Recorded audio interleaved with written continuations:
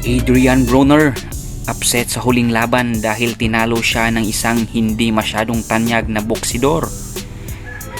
Isa pa, halos mamatay sa kahihiyan si Broner dahil mistulang dentista si Cobbs dahil tinanggalan niya ng ngipin si Broner. Kung tiningnan ninyo ng malapitan ang TV at ang laban, maraming beses tumalsik ang kanyang pustiso.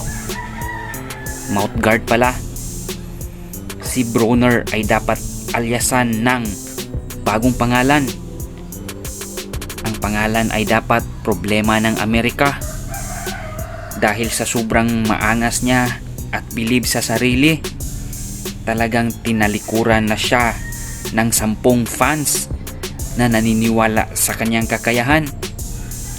Sa ngayon ay 2 na lang ang naniniwala sa kanyang kakayahan sa loob ng ring, ang kanyang lola at ang bago niyang fiancé. Halatang kulang sa training si Broner.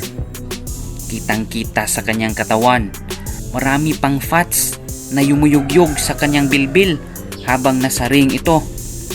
Halatang wala siyang disiplina sa kanyang training. Ina-underestimate niya kasi ang kanyang kalaban na si Cobbs, na kung tutuusin, marami sa kanyang mga decision fights ay tinumba din niya sa mga previous rounds bago umabot sa round or sa final round. Kaya kung naging champion ka man or ano man, dapat huwag lumaki ang ulo kasama ang balls sa pagre-relax sa training. Dahil kung lalaki ang balls mo, siguradong mabibigatan ka sa laban mo. Hanggang dito na lang po muna mga kabady.